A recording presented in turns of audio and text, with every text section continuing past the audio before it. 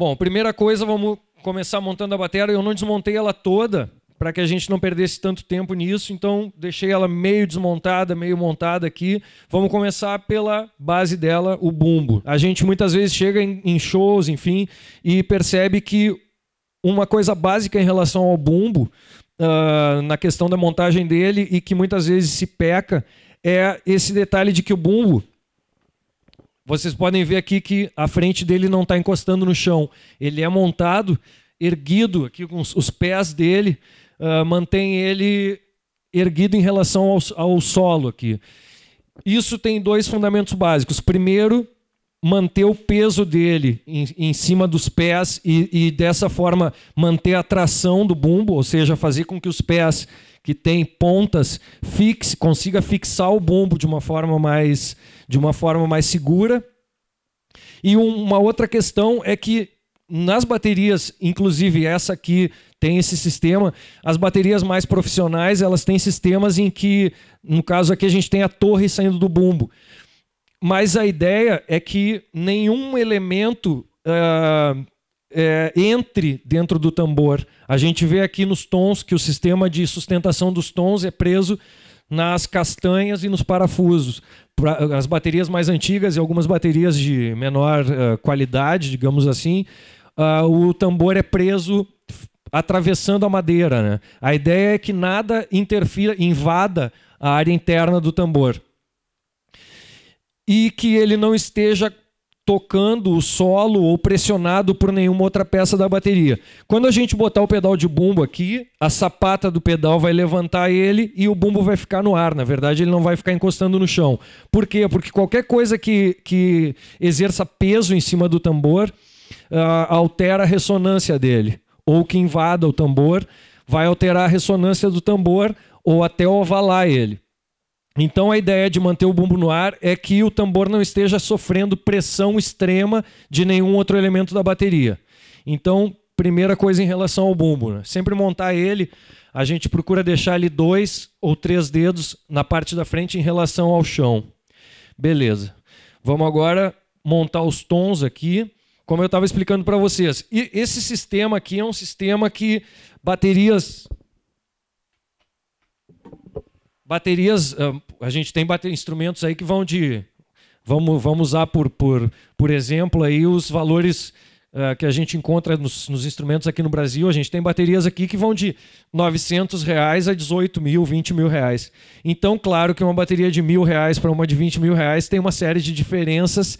Entre elas, essa, que é sistemas de sustentação dos tons que não sejam fixados no bumbo. Por aquilo que eu falei antes para vocês, para que não tenha uma interferência na ressonância do tambor, não exerça nenhum peso em cima do tambor e dessa maneira mantenha e garanta o resultado sonoro do instrumento com mais fidelidade. Fixar ele aqui na torre dele, pegar o outro. Eu sou canhoto, diferente da grande maioria dos bateristas.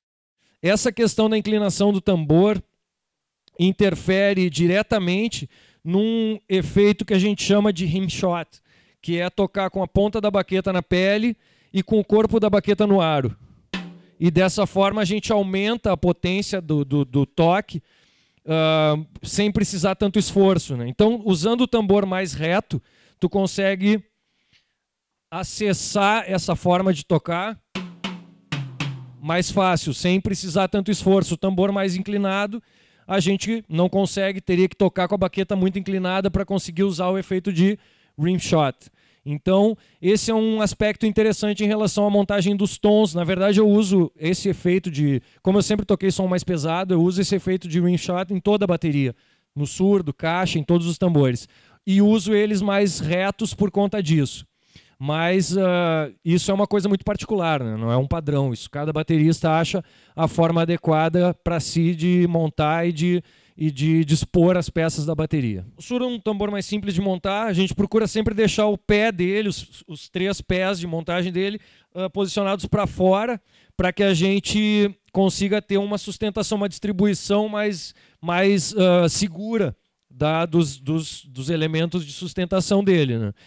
Como eu estava explicando para vocês, eu gosto de usar os tambores mais retos. Então, no surdo, a gente aplica essa mesma essa mesma medida aí de posicionamento. A caixa da bateria, ela tem na estante um sistema de rosca que fecha as garras da estante em relação ao tambor.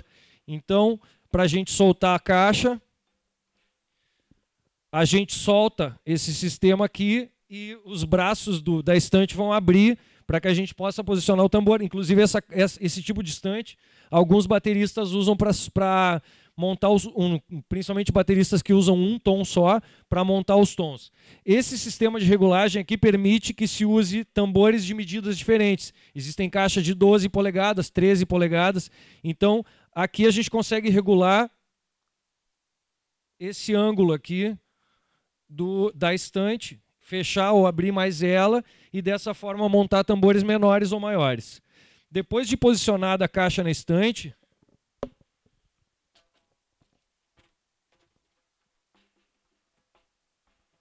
é sempre interessante fechar essa trava até que ela abrace todo o aro do tambor e dessa forma o tambor fique fixo na estante, principalmente porque a caixa toma muita pancada, então dessa forma ela não tem risco de pular ou até cair da estante. Então, aqui ela está travada, eu posso mover ela, a estante move junto, então, principalmente por ela ficar muito perto das pernas, se bate com facilidade, não tem perigo dela soltar, cair ou qualquer coisa assim. Aqui a gente também tem a regulagem de inclinação dela, alguns bateristas que usam o que a gente chama de traditional grip, que é aquela forma mais... bateristas de jazz costumam usar aquela forma de segurar a baqueta e tocar assim, preferem usar a caixa inclinada para frente, né? Num ângulo diferente do que é o ângulo que a maioria dos bateristas de música popular acabam usando. Então, essas regulagens da estante permitem que a gente chegue em todos esses ângulos de inclinação da caixa. Beleza. Eu vou montar o meu pedal de bumbo.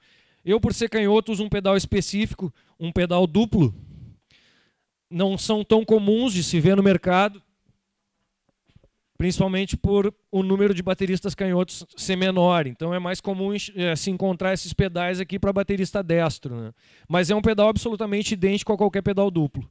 Então, para quem não conhece, os pedais duplos, que são uma facilidade em relação a baterias de 2 bumbos, eu já usei baterias de 2 bumbos, e a gente brinca que os bateristas que compram baterias de 2 bumbos deviam ganhar de brinde uma Kombi, né? Porque é um trambolho para carregar.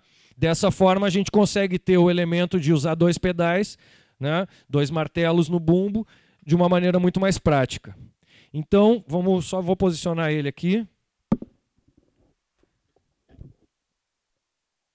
Aqui a gente também tem que levar em consideração que a gente vai ter que acessar os 2 pedais sem inclinar as pernas. Então a gente tem aqui a barra de regulagem de distância entre os pedais para que a gente consiga justamente, dependendo do kit que a gente estiver usando de bateria, chegar a uma regulagem correta para não ficar com as pernas inclinadas para dentro, para conseguir chegar principalmente no pedal do segundo martelo, né, do pedal secundário. Então vamos botar ele no aro aqui. Essa é uma bateria de mais qualidade. Ela tem o aro de madeira também. Algumas baterias têm aro de ferro e são normalmente mais finos do que esse aro de madeira. Então, pedais profissionais, eles são desenvolvidos para aros mais largos. Então, é muito comum, e eu já tive que fazer isso várias vezes, ir tocar em bar ou qualquer coisa com um instrumento que não é o meu e ter que fazer uma bucha de papel para botar embaixo da garra do pedal para ele conseguir a pressão correta para manter o pedal fixo no aro, né? No caso aqui não precisa, porque essa é uma bateria de mais qualidade, então tem um aro de madeira e um pouco mais espesso. Fica mais fácil de montar. Beleza, vamos adiante. É sempre interessante, para que principalmente não force a parte física, que os 2 pedais tenham em relação ao banco a mesma distância, para que uma perna não fique mais curvada do que a outra. Então, a gente procura evitar de posicionar o pedal, por exemplo, assim, muito mais para dentro, muito mais próximo do banco do que o pedal principal. Então, é sempre legal manter eles numa distância semelhante aqui. Em relação às estantes de prato, que já estavam aqui meio montadas, são poucos detalhes que a gente tem aqui para a gente abordar. Algumas, normalmente as um pouco mais profissionais, mais caras, elas vêm com um sistema de memória que a gente usa para, depois de posicionar o prato no lugar onde a gente quer, a gente travar a memória e não ter perigo da estante girar, rodar, ou quando for desmontar e remontar ela, remontar na mesma posição que a gente usou antes. Então, vou baixar um pouquinho ela.